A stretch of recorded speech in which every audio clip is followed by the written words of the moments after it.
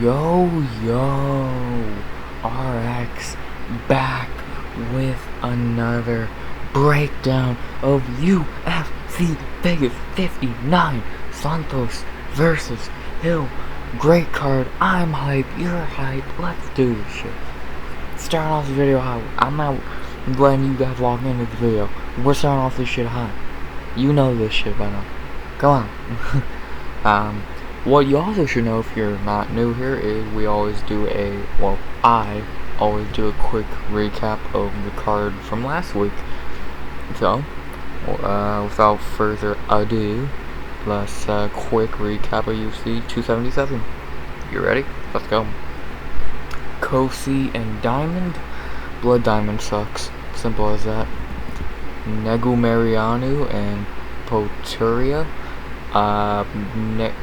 Negumarianu is super good. He's scary good.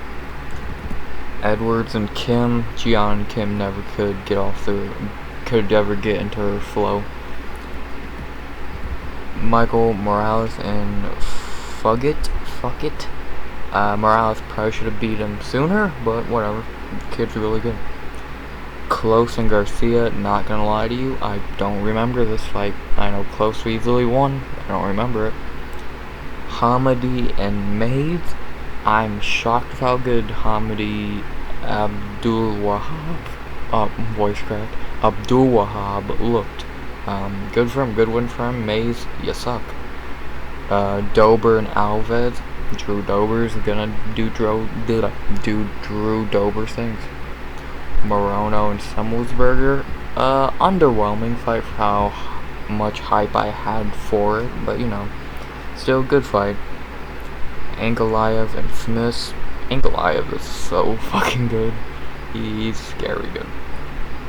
Pantoja and Perez, I'm not shocked. Not much more to say.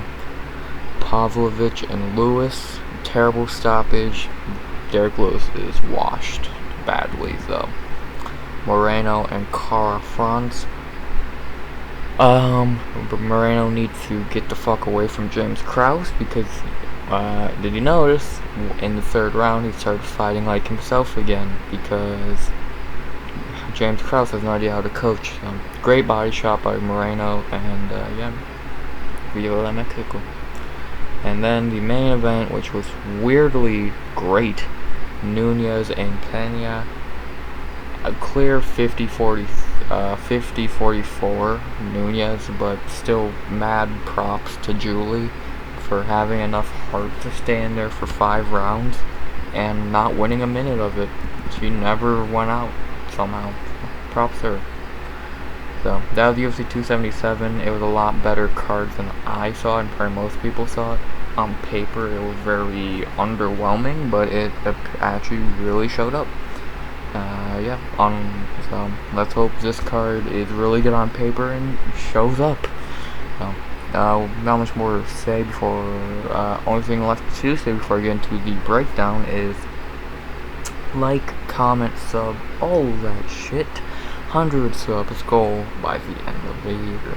Without further ado, let's talk about Santos and Hill, baby. No, well, not that fight, but the card, you know. And we start off the card with a interesting fight, not a great one, but an interesting one. Mario Shitara Bruno Silva versus Stephanie Egger. Let's talk about Silva. Or Maya, whatever. So Silva's been in the UFC a while. She is 1, 2, 3, 2-1 UFC. Her wins, Jillian Robertson, pretty much.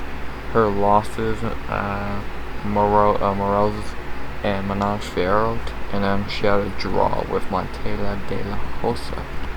So, she's a striker at heart. She really don't have much ground game.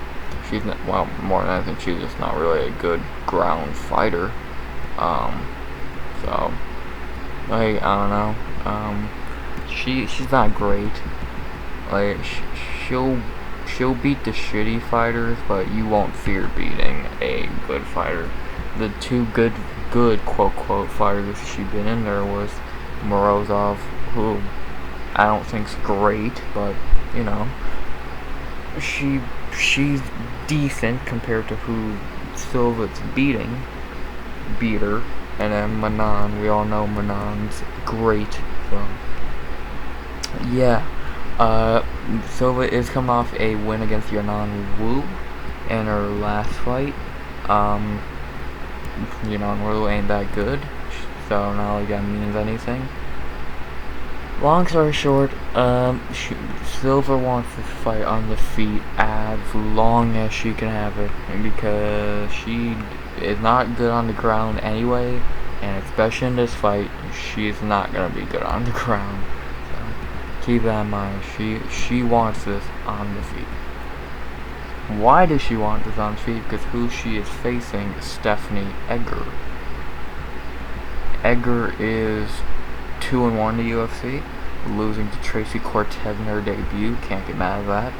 But then 2 back-to-back finishes in a row of Shanna Young and Jessica Rose Clark.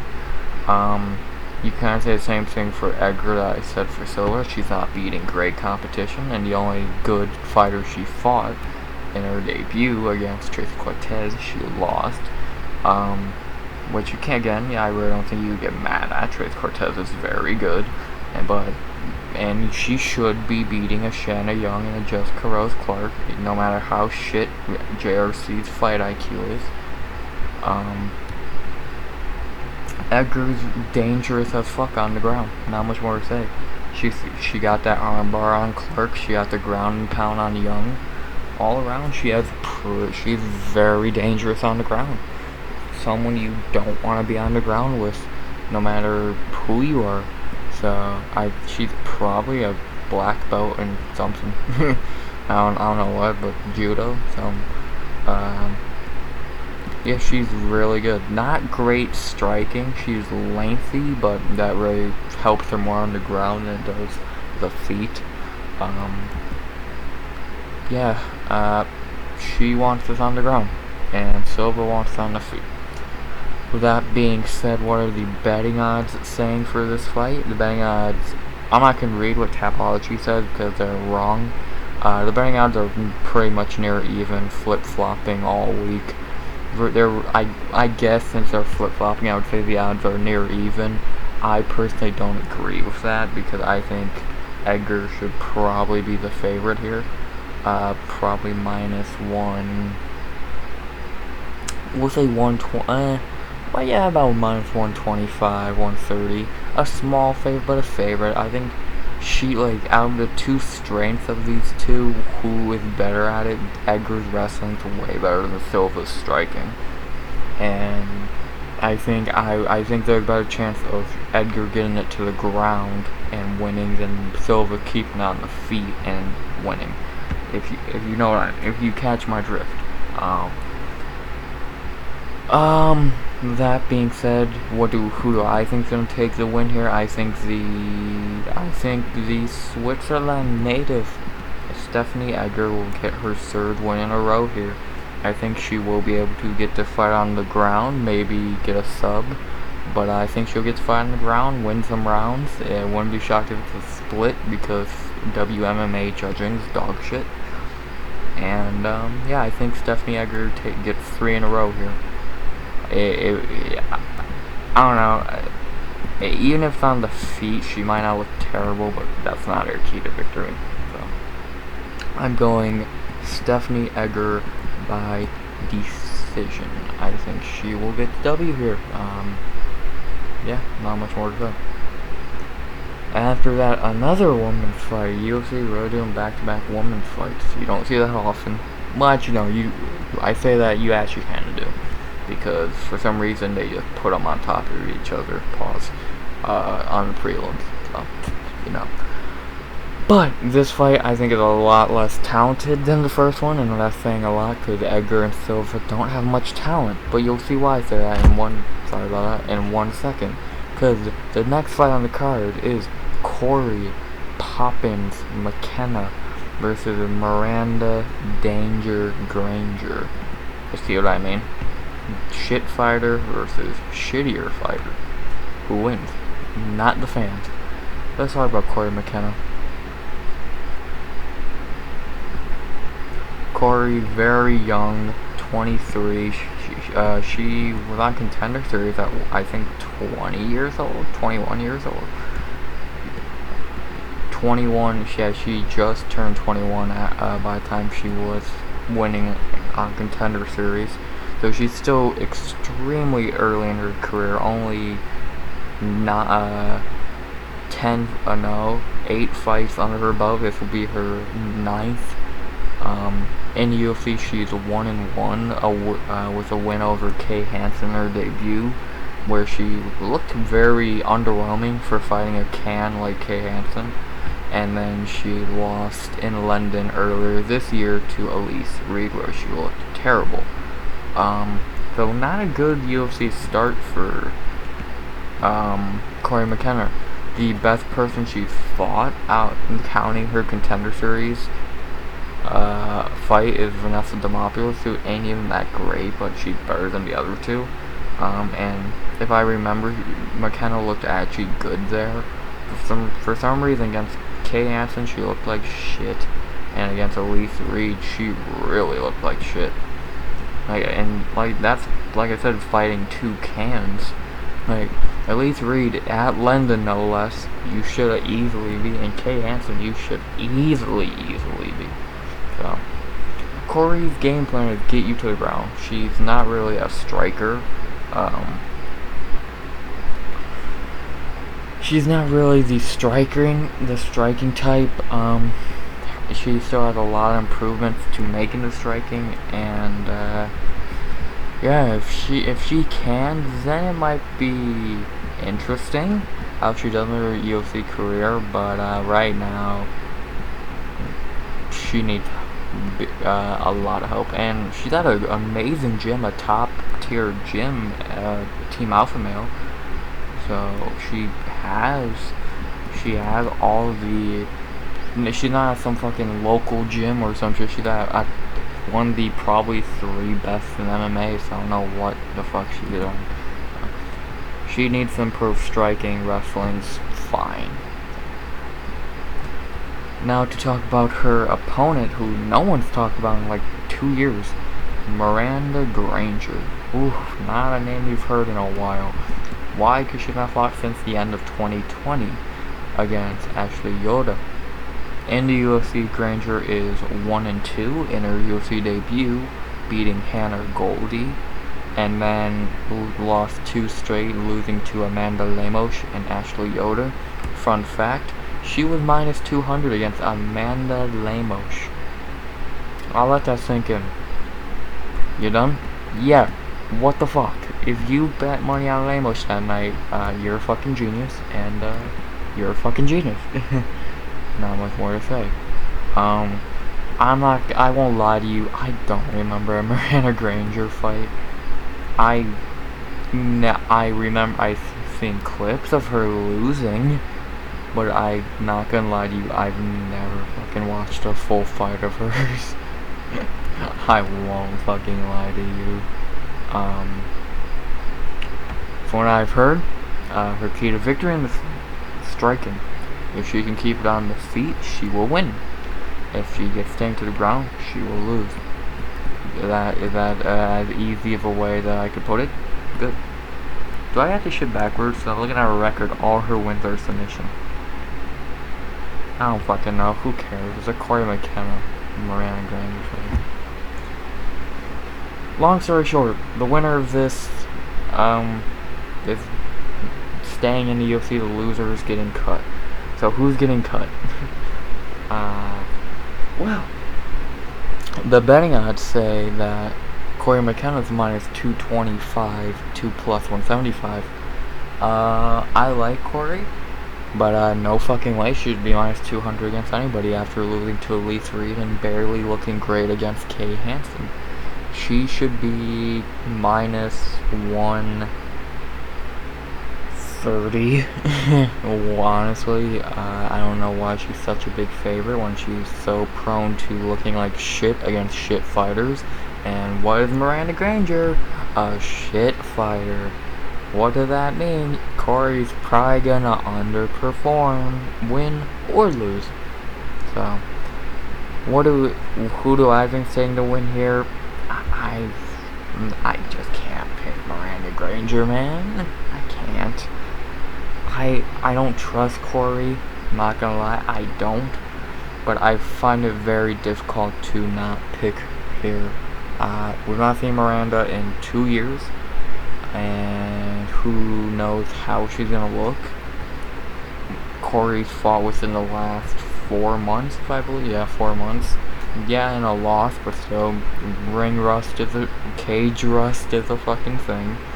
And yeah, I think Corey McKenna will take a dub here. Am I confident? Not in the slightest. But I do believe in Poppins for once to not shit in the bed. Will Corey McKenna by decision. Not a bit. You would think picking someone against Miranda Granger, I'd be more confident. I'm not.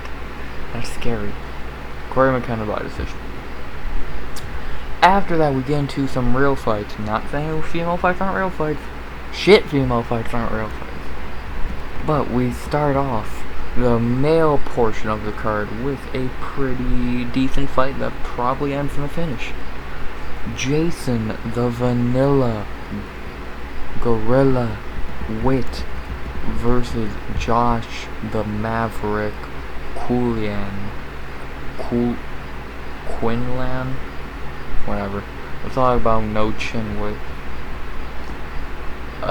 If you've been watching UFC over the last year, you know who Jason Witt is. He has no fucking chin, and he's Mr. Win-Lose, Win-Lose. In the UFC, he is 2-3. In his UFC, in his UFC debut, losing to Takashi Sato. Then he beat Cole Williams, lost to Matt Semmelsberger in 16 seconds.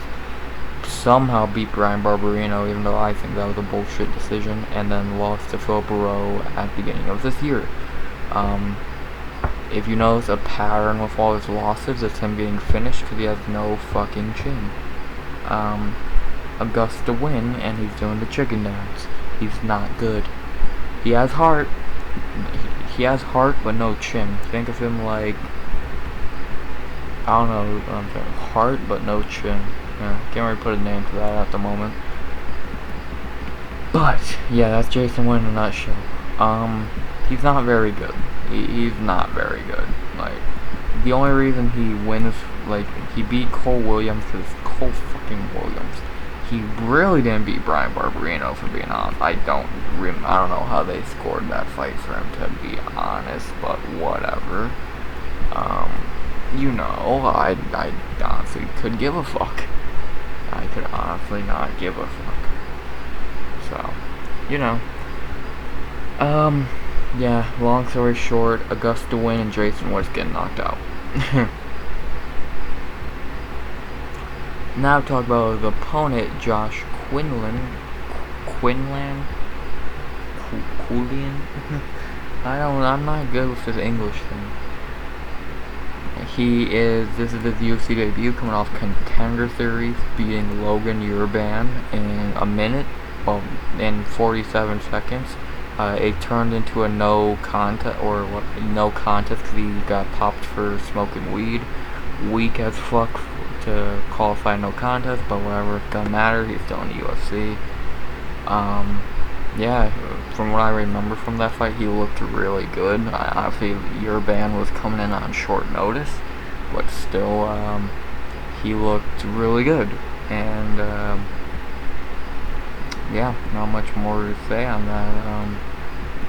Not seen any of his other fights, because you know me, I don't do tape study. Shit's a waste of time. For me, I'm not doing that shit. Fuck you. But yeah. Long story short, he's good. He's good. He's very, very good. He's very good in his one fight, I think.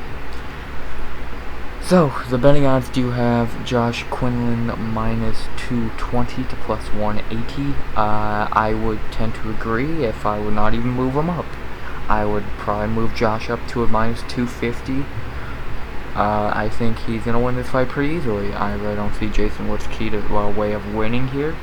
That isn't praying he gets another shitty decision. Yeah, Jason Wood's probably going to get knocked the fuck out here. So. Long story short, Josh Quinlan, knockout in the first. Not like 20 minutes in, 3 fights down, because I don't hold back punches, man. I'm in a good mood tonight. And, yeah, man. Quinlan knockout in the first. Not going to even waste some breath on it.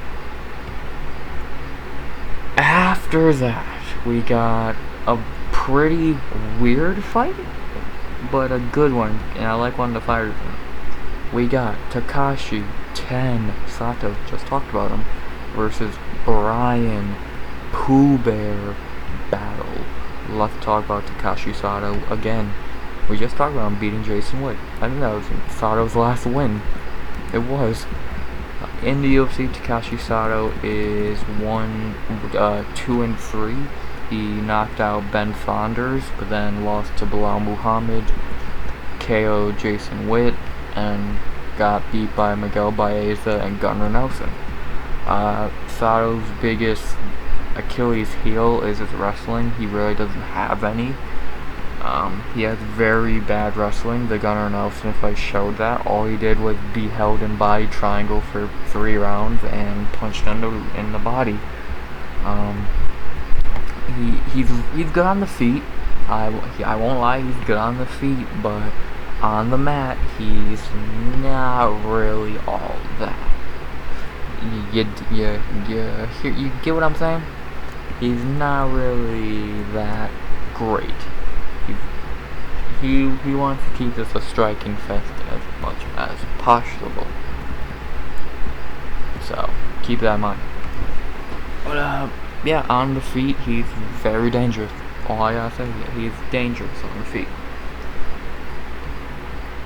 Talk about his opponent, Pooh Bear Battles, and it's funny he's on this card because he won Tough last year, and the 2 Tough finales are on this card. What a small world. Brian Battle in the UFC is 2-0, beating Gilbert Urbina to win Tough, and then in his last fight earlier this year, beat Tresean Gore. In both fights, he showed a lot of heart in that he had that no fucks given fight style in a way, and yeah, that's why I was a big fan of him on Tough, and now he's in the UFC doing the same thing, looking like a beast. At heart, he's a wrestler, but in his last 2 fights, well, against Gore at least, he really couldn't wrestle much because trying to get in against Gore is not easy with all the power, but he still won. He doesn't have terrible striking, but I wouldn't say he has good striking. He has striking, I would say, but his main game is getting you to the ground, which, if you were listening 2 minutes ago, is what I said Sato's Achilles heel is. So keep that in mind. Excuse me. Long story short, if the fight's on the mat, Brian Battle's winning. If the fight's on the feet, it's close, but probably Sato's winning. And also, this is Brian Battle cutting down to 170. He usually fights at 185. From what I've seen on Instagram, he's not looking that good at fucking cutting weight at 170. So yeah, a bad weight. I'm very intrigued to see how the weigh-ins are tomorrow. I'm filming this on Thursday night. I'm very interested to see if he's on weight, how much he's on weight, if he's underweight, overweight. Let's hope he makes weight. Yeah, so that's a big factor in this, really. But if the weight issue is non-existent, then this is gonna be a good fight. And the betting odds do have Mr. Battle minus 225. a lot of minus 200 favorites on this card. I don't know. I think with the weight cut for the first time that I know of him going down to 170 and having to get this fight to the mat to for sure win, I'd have Battle probably minus 170, 180 in that range. Like, yeah, a decently sized favorite, but I really don't see him being minus 2. Sato is very dangerous, and Battle is very smart. He might not, with that nickname, he might not, you wouldn't think he's smart, but he is a smart fighter. So, yeah, with that being said, I do think Bryan Battle will be able to get the fight to the mat and win here. And, yeah, not much more to say. I'm going Bryan Battle by decision. I think he'll wrestle the shit out of Takashi Sato. After that, more young fighters who are very good at fighting. Well, one guy, the other guy's pretty shitty, but the good fighter is Terrence T-Rex McKinney versus Eric the Ghost Pepper Gonzalez. I'm not gonna waste time on this fight. McKinney's gonna win. Are we really gonna beat around the bush? McKinney's gonna win. Eric Gonzalez got KO'd by Jim Miller. KO'd by Jim Miller, and he sucks anyway. So, Terrence McKinney knockout in the first, lock of the night. He's minus 900.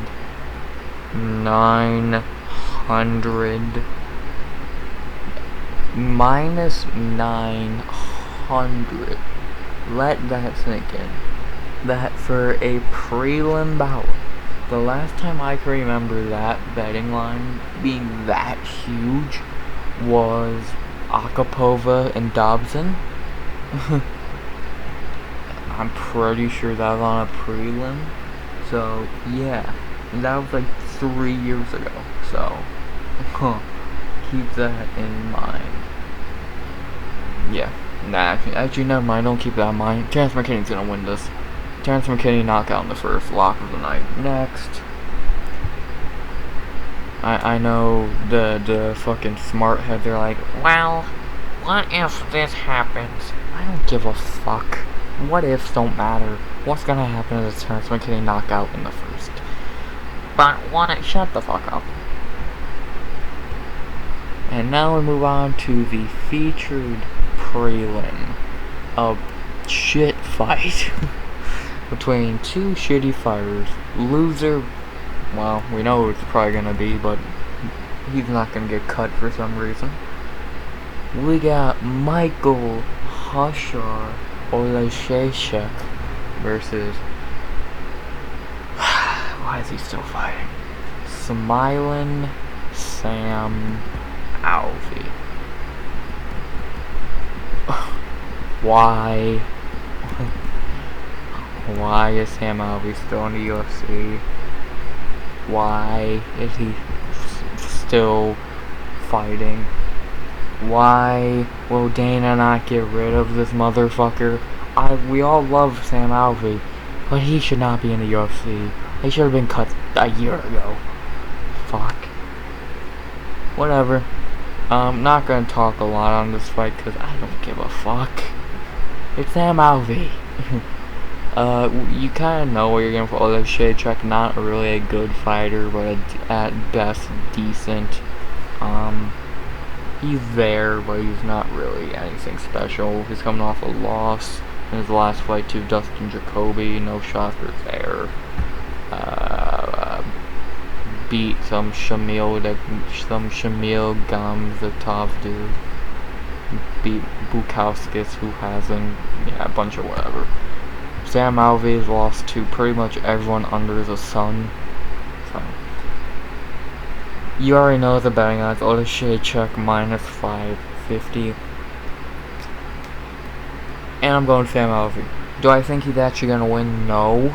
But for the meme that is Smiling Sam Alvey, I'm picking Smiling Sam Alvey. I gotta. He has to win eventually, man. Eventually. I think he won that Wellington tournament fight. I think he won that Wellington tournament fight. He has to win eventually. He's not won a fight since 2018, beating John Vellante. Ever since then, he's lost 1, 2, 3, 4, 5, 6, 7 in a row. 7. 7. That's fucking insane. Fucking insane. Oh lord. We all love Smiling Sam, but God is he shitty. I'm going to Sam Alvey for the meme. For the memes, man. He has to win eventually. I feel like if he wins, he's retiring, and let's see the man win Saturday night and hang up the gloves. He can go join Cowboy and Joanna, Jessica I in the retirement home. He deserves it. We all love him, and let's see Smiling Sam smile one more time with his hand raised. Sam Alvey by decision. With that being said, that is the prelims. It's fine. It starts off slow, but it gets pretty good. But this main card, fuck, this is a really good main card. But there's only one bad fight, and even then that might end in a finish, so. Let's talk about a very good main card. As we start off with a pretty good fight, just because one of the fighters in it, not because they're talented, just because they're insane, and a cheater, bitch. We got, opening up the main card, Ariane, Queen of Violence, Lipski versus Peshquilla, Zombie Girl, Keshwada. Let's talk about the Queen of Violence, Ariane Lipski. She had a real bad bump in the road of her career, but it seems like she's bounced back. In the UFC, she is 1, 2, 3, and 4 losses to Joanne Calderwood, Molly McCann, Antonina Shevchenko, and Montella De La Rosa. Her wins, we pretty much the only one you know is Luana Carolina. Her biggest flaw is wrestling. She has dog shit wrestling. The Antonina and De La Rosa fight showed that. She has very shit wrestling. But she bounced back against Mandy. She bounced back. And she looked really good. She looked real weird. Like in a fight I thought she was definitely gonna lose. She looked really good. And we all know her for the legendary Luana Carolina knee bar. Ow. Many ows were said. Yeah, man, Lipski's good. When she's on her game, not getting wrestled, she's good. I won't lie. But that's a problem. Has she cleaned up the wrestling? Good for her. Who she's fighting, probably is not gonna try and take her down. I highly doubt it. So you kinda got that in the back of your mind. So if she does try to take her down, then we are definitely gonna have a problem. But I doubt it, so I wouldn't worry.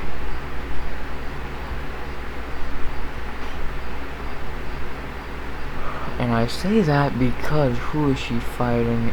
The eye gouger herself, Keshwada, the zombie bitch. I lost any respect for Keshwada for what she did against Julian Robertson. If you don't know what I'm talking about, she got submitted in a rear naked choke, but before she tapped, she tried gouging Julian Robertson's eye out, gouging her eye. A, you're a bitch. B, that's super illegal. And C, you're a bitch. And D, you should probably be cut. Why you're not cut from the UFC, I don't know. You should definitely not be in the UFC after that shit. And, yeah, you're a bitch. Long story short. Yeah, she's a fun fighter, but, you have that dark spot, man. You have that dark spot, and I kinda lost all respect for you. So, long story short, the betting odds have, Lipski minus 165. It's really hard to trust Lipski, mainly because she has one big flaw of her wrestling's dog shit, and she has the other flaw of looking very inconsistent. If she always looked how she did against Boehm, then she would actually be very good, but she just doesn't look like that a lot. She looked great against Boehm, but I think the 2 weeks ago showed Mandy Boehm is hot garbage. She looked good against Luana Carolina 2 years ago. Luana Carolina is garbage. She looked good against some nobody who's probably garbage. So keep that in mind. I like Lipski. I think she's gonna get the win here, but do I trust her? No. I don't have much faith, I guess would be the word I want to use. Faith. So I do think Ariane Lipski will get the win here, but I'm not very confident. So with that being said, I am going to Ariane Lipski by decision. After that, some heavy boys.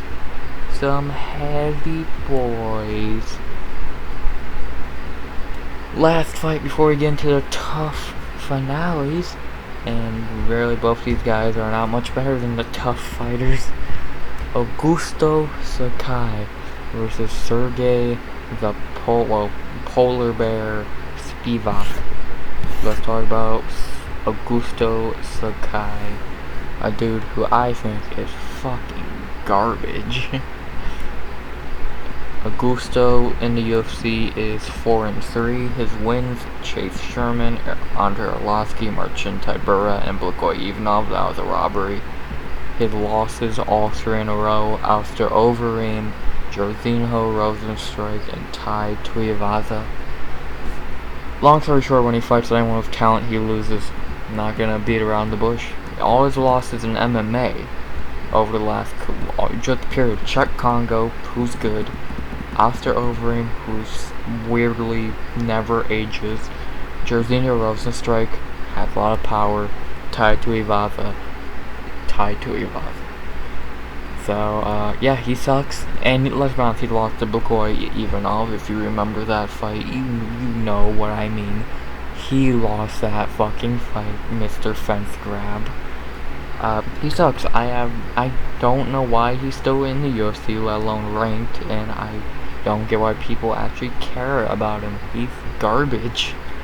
Since the first minute I saw him fight, I was never like, oh wow, this dude's actually kinda underrated.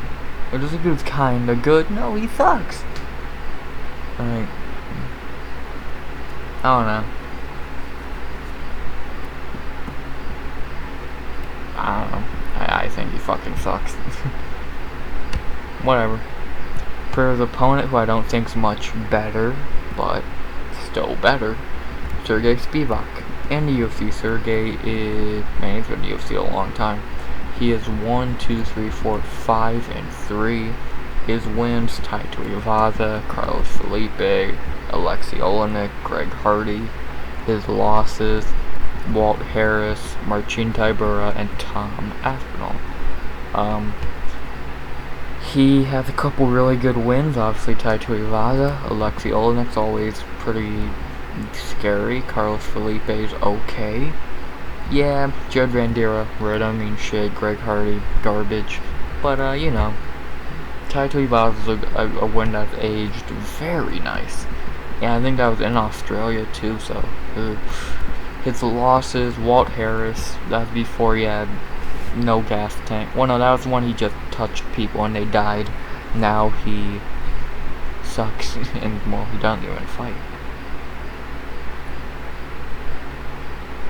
Marcin Tybura, he's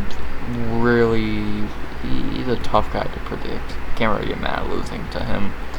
And then Tom Aspinall, he is Tom Aspinall. What do you really want him to do against Tom Aspinall? Well, if Tom blows out his knee, he's not gonna lose to fucking Sergey Spivak. So, how does this fight go?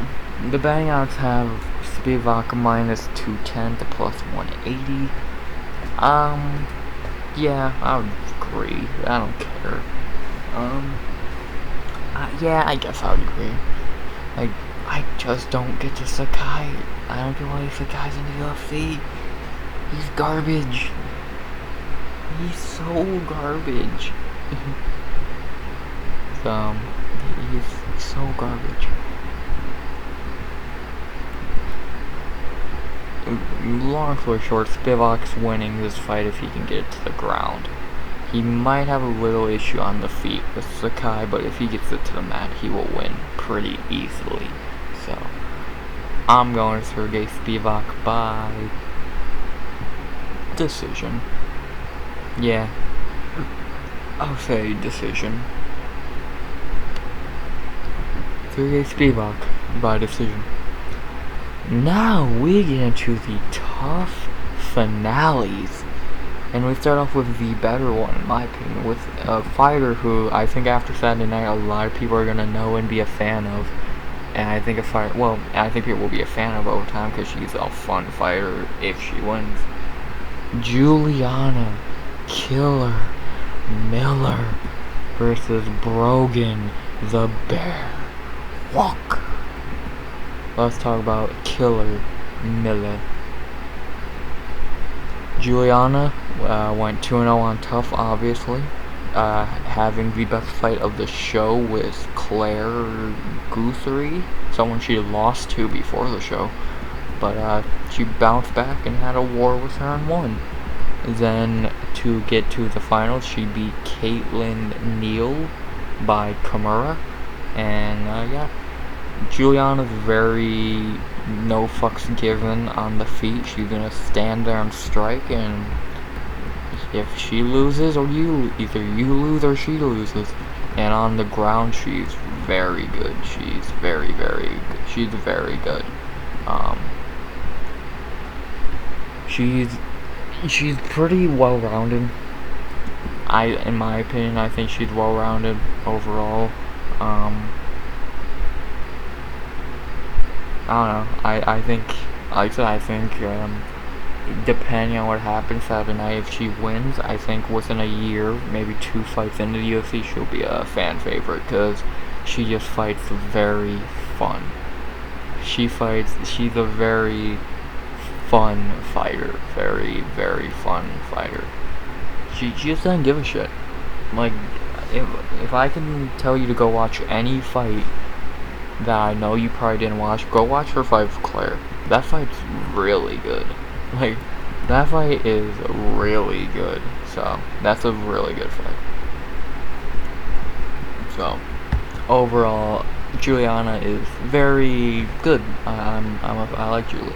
The only female fighter from the show who didn't seem like they were complete garbage.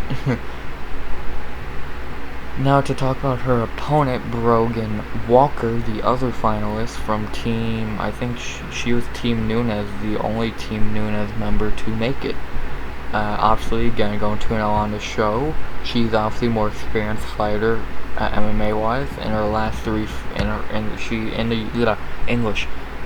three of the fights she's had in Invicta against former UFC females, Miranda Maverick, Erin Blanchard, and Piero Gonzalez.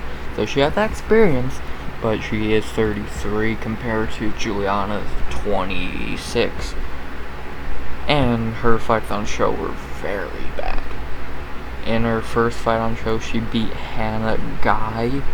I'm trying to remember that fight. I don't think it was much to write home about. And then against Luana Gallardo, Gallardo, however you say that name. She looked at it. She just looked okay on the show. Like, she has actually weirdly decent power, decent grounding. Like, I don't know. I don't look at her as that great. She's not bad, but really I really don't look at her as much better than some of the female fighters on this card. Of what I really look at her as that much better than a Corey McKenna or a Miranda Granger or Mario Bruno Silva. Not really, if I even would. Juliana Miller, I think I would. I don't think I am with Brogan Walker. Not saying she's bad, but I'm not saying she's really great. Good. She's there. She's there. Long story short. Really, this fight's a very hard fight to predict. Because it could go many ways. Juliana, it could be a complete war on the feet.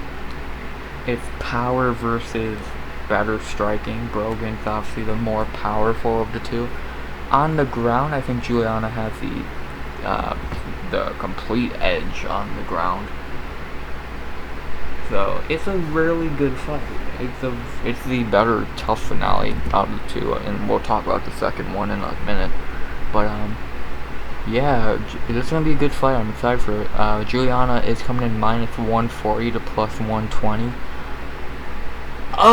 If being pretty even on the feet and being, I would say, the better wrestler gives you that, then yeah. If you're honestly just telling me out of the two who I think is the better fighter, it'd probably say Juliana Miller.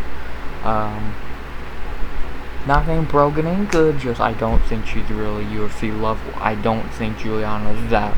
I think Juliana is, I would say she's not, I don't know, I think Saturday night's gonna show many things. But yeah, I am going with Juliana Miller to win Tough 30 Feather, what weight class is this shit? 125 flyweight, so yeah, I think Juliana Miller is gonna take the W here, take the contract, and be a nice addition to 125. Juliana Miller by decision. After that, we got the heavyweight tough finale. Zach the Ripper Punga versus Mohammed the Motor Usman. Let's talk about Zach Punga. Zach, very well-rounded, very good on the feet, elusive, good power, just all around pretty decent. He did knock out Jordan Heiderman to get to the finals, and then in round 1 he did completely demolish Nate Bartling. He looked good. He looked very good on the show. I wouldn't say he looked outstanding, but he looked good. Like the Heiderman fight, he looked very good. But he looked very good against Heiderman, who's not bless me, who's not great. I think he's kind of garbage, to be honest, but Ponga looked decent. He looked decent. So, I don't know, I think Ponga's fine. A lot of people, I think, are overhyping him. I think he's fine. I don't think it's like, oh, he's so much better, he's so good. He's good. I don't think it's oh my god, he's so much better. Like, it's fine. And since it's that heavyweight, would I really take him? I barely look at him better as a Gusto Sakai. So fuck, man. But now to talk about his opponent, Muhammad Usman. Yes, he is related to Kamaru. He's not half as talented as Kamaru, but he is still not terrible. He has some flaws in his game, but if he could just patch those flaws up, he would actually be pretty decent. He's a good wrestler. He doesn't got great striking, but he has striking nonetheless. And yeah, Not long story short, he's not bad. On the show, he did beat Fipey, however you say his name, in the first fight of the show, where dude just taunted. And then in round 2, he beat the dude who I thought was gonna win the show after round 1, Eduardo Perez, in a pretty decent fight. It was a split somehow. I think Mo Usman clearly won it, and yeah, he beat, I think, the better of the 4 fighters that these two have beat on the show. And yeah, I think this fight is very even. I've heard people all week saying, "Oh, this is so gonna be so one-sided. Mo Usman sucks. It's just last name, blah blah." Honestly, the betting odds have Palanga minus 235 to plus 200. I'd have it 115 apiece, to be honest. I could see this fight going either way. I think it could go either fucking way. It's gonna be a good fight. I think it's a lot more close than people would like to admit. I don't know why people are instantly writing off Mo Usman. Not gonna lie. I don't know. I think it's more even than people like to admit. With that being said, who am I picking in this one? I am picking the underdog, the brother to the champ. I'm going Mohammed Usman to get the W, follow his brother's footsteps, win tough, and be signed to the UFC. I'm going Mo Usman by decision. After that, we're back to fighters we know, with a banger co-main event that promises fireworks. Vicente, the silent assassin, Luque versus Joff, Hands of Steel, Neal. For these last 2 fights, I'm not going to go deep into the fighters, because let's be honest, we know them. If you don't, go watch. This is going to be, you got two great brawlers. Long story short, Luque is the more technical and the better fighter. Joff has more power, but Luque is tough as fuck. Yeah, losing to Bum Lao was a big L for him, but everyone has an off night, and that was an off night for Vicente Luque. So I'll let it slide. I think Luque is gonna get back to Luque form Saturday night, and yeah, I think the Bilal fight was a one-time thing. For Joff Neal, he's really just power. He's really not that great, to be honest. Like, his losses show that. Wonderboy picked him apart. Neil Magny, I think he won that fight, but it was close. Like, I don't know. I've never really looked at Joff Neal as, oh wow, he's like definitely could be someone in that division. He's never had the skill set to be a top 170. So. With that being said, who do I think's taking the win here? I'm the betting odds have Vicente Luque minus 170 to plus 145. I would probably put Luque close to 200 at around 190. With that being said, I am of course going with Vicente Luque. I really don't see him losing this fight, and unless he gets a knocked out cold, which I doubt it, I find it hard for him to lose this fight. With that being said, I am going for Vicente Luque by I'm gonna say submission in the second. I think he's gonna win this fight by finish, if it's a knockout or a submission. I'm going with Vicente Luque by submission in the second. And to end the night, a fight that promises a knockout. A banger at 205, the new breed versus the old breed. New blood versus old blood, new school versus old school. Thiago Maheta Santos versus Jamal Sweet Dreams Hill. Not gonna waste a lot of time on this. Someone's going night, and it's gonna be a fun one. Thiago, ever since John Jones, He's been very bad. I can't be mad at that because, you know, when you blow out both your knees and you gotta learn how to walk again, yeah, you're not gonna be as good. He still has a lot of power, but that's really all he has. He's 38, and he's really, even though Johnny Walker fight he won, I don't think he won that fight. So, really, his last win was more than 3 years ago. So, you know, he's still got power, but that's about it. For Jamal Hill, on the other hand, the young blood, he's Paul Craig. Yeah, the Paul Craig fight's a bad look, but dude, that's Paul Craig, the most hot and cold light heavyweight around. In his last 2 fights, knocking out Jimmy Crute, no one thought he would. Knocking out Johnny Walker, a lot of people thought he would, but not how he did. I've been saying this for a while. He's gonna be a UFC. He's gonna be a top contender at light heavyweight, and maybe even a champion. Hell, I said this a while back. Jamal Hill versus Yuri Prochazka is gonna be a UFC light heavyweight title fight one day. I said that a year ago, or close to. If that's gonna be a UFC light heavyweight title fight one day, mark my fucking words. If that's happening next year or within the next year and a half, I fucking told you so.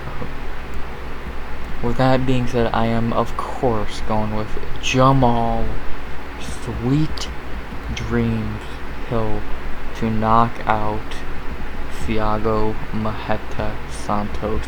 Round 1, shock the world, knock out Marreta, send him into retirement, and go off with a bang, climb into the top 5, fight one more time, win, get a title shot, win, easy money. With that being said, let me go over my picks one more time. Fuck. Stephanie Egger by decision, Corey McKenna by decision, Josh Quinlan by knockout in the first, Brian Battle by decision, Terrence McKinney knockout in the first, lock of the night, Sam Alvey by decision, Ariane Lipsky by decision, Sergey Spivak by decision, Juliana Miller by decision, Mohamed Usman by decision, Vicente Luque by submission in the second, and Jamal Hill by knockout in the first. Oh, fuck. I think this is a really good card. I'm excited for it. On paper, it should be great. Let's hope it is as great. Tough finales, great main and co-main, decent. Terrence McKinney, Brian Battle, Josh Quinlan, Ariane Lipsky, all Sam Alvey, all fun prelim fights or main card openers. Yeah, I'm excited for this card. You'll hear from me next week for a card I'm not that excited about, and Cheeto Vera and Dominic Cruz, UFC San Diego. That card's falling to shit, losing Alexa Grasso hurts. But you know, shit happens. It's a great main event, shit card under it, but you know, UFC's they have great cards and bad ones. Don't even get me started on UFC 278. That shit's fucking terrible, but that's for 2 weeks from now. Oh god, not much more to say, guys. Hope you enjoyed the video. Like, comment, sub, 100 subs will by the end of the year. Tell me your picks down below. And as always, anything else to say? I can't think of it. As always, guys. RX out. Sweet dreams, champ 2023.